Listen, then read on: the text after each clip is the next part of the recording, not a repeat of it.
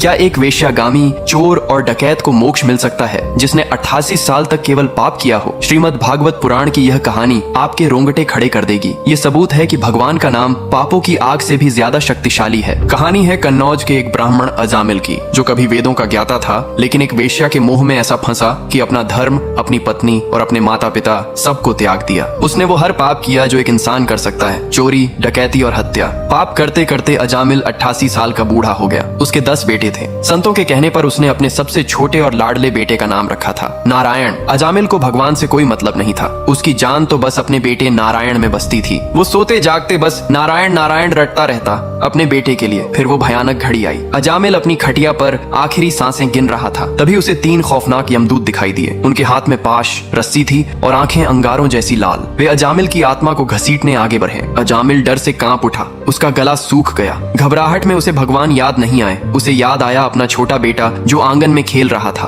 उसने पूरी ताकत लगाकर चिल्लाया, नारायण बेटा, नारायण मुझे बचाओ।